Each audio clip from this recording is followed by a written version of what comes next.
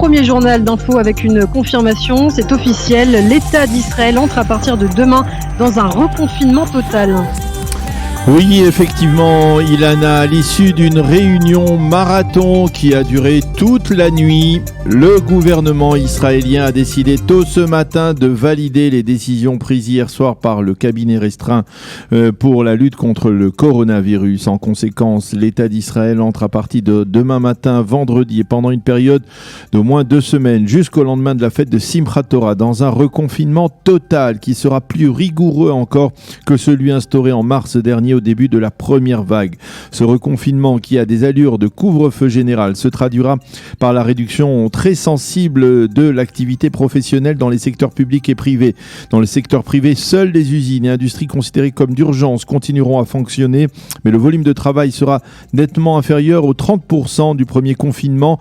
Pour vous donner un exemple, les secteurs d'urgence sont la santé, l'alimentaire, les services sociaux, l'agriculture, les transports, les communications et les infrastructures de ponts et chaussées. Dans le secteur public, les catégories qui vont travailler à partir du domicile des fonctionnaires seront déterminées sous peu. Les transports en commun seront réduits au fonctionnement des lignes d'urgence, par exemple vers les hôpitaux des grandes villes. Quant aux synagogues, elles seront fermées à partir de demain, avec une exception pour Yom Kippour, où elles rouvriront, mais uniquement avec un strict minimum de 10 personnes de minyan.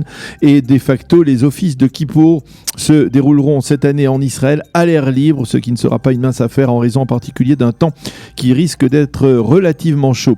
Enfin, les manifestations qui ont fait beaucoup parler d'elles ces derniers jours seront limitées. Seules les personnes habitant dans un périmètre d'1 kilomètre autour de la résidence du Premier ministre de la rue Balfour à Jérusalem pourront participer à ces réunions, mais en respect scrupuleux des règles de distanciation de 2 mètres d'écart et en capsule de 20 manifestants. Il est envisagé même de sanctionner par des amendes les manifestants qui ne respecteront pas ces règles. Le ministre des Finances, Israël Katz, a voté contre l'instauration de ce reconfinement total en avançant qu'il risquait de porter un coup fatal à l'économie israélienne. Selon Katz, il aurait été possible d'agir efficacement sans opérer un tel reconfinement. La force économique d'Israël est une partie de sa force nationale, a déclaré le ministre des Finances. Le gouverneur de la Banque d'Israël, Amir Aharon, a cautionné la position du ministre Israël Katz. De son côté, même le coordinateur de la lutte contre le corona, le professeur Roni Gamzou, s'est opposé à ce reconfinement général. Il avait proposé de laisser ouvert 50% du secteur privé, proposition qui n'a donc pas été retenue. Le gouvernement a demandé à la commission de la Knesset de lui donner les moyens, à l'aide d'une législation d'urgence, de faire face à la très nette augmentation du nombre de nouveaux malades. Je vous rappelle que l'on a recensé durant la journée de mardi près de 7000 nouveaux cas. Selon les données du ministère de la Santé, durant la journée de mercredi, donc d'hier de minuit jusqu'à 23h, on a recensé 5580 nouveaux cas de Covid-19. 660 malades sont dans un état grave en hospitalisation et 161 sous assistance respiratoire. 1325 décès ont été recensés en Israël depuis le début de la crise. Au cours de la réunion du gouvernement la nuit dernière, le Premier ministre Benjamin Netanyahu a déclaré que ce qui avait porté le plus atteinte à la confiance du public dans la seconde vague avait été les manifestations devant sa résidence rue Balfour et les repas de protestation durant lesquels les règles de distanciation sociale avaient été violées.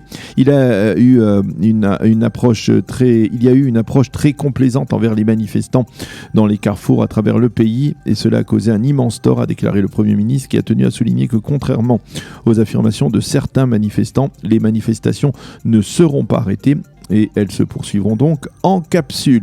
Hier, lors de la réunion du cabinet restreint Corona, plusieurs ministres du Parti Bleu-Blanc s'étaient opposés à toute atteinte aux manifestations, mais le ministre Bleu-Blanc, Hilik Tropper, ministre de la Culture, avait estimé qu'il n'était pas bon que Bleu-Blanc s'identifie trop à une telle protestation. Et puis Daniel, rapidement en marge de ces développements importants, une déclaration diplomatique encourageante. Oui, effectivement, selon l'ambassadrice des États-Unis à l'ONU, Kelly Craft, un autre pays arabe pourrait annoncer dans les 2 prochains jours sa décision de conclure un accord de normalisation avec Israël. Elle n'a pas précisé de quel pays il s'agissait. Ce matin, l'ambassadeur d'Israël à l'ONU, Gilad Ardan, a nuancé ses propos en se déclarant convaincu que ce nouveau pays signera un tel accord, mais dans les prochaines semaines. La météo, pour terminer, temps plus doux et partiellement nuageux. Il fera 28 degrés à Jérusalem, 29 à Tel Aviv et 36 degrés à Eilat. C'est la fin de ce premier journal d'information.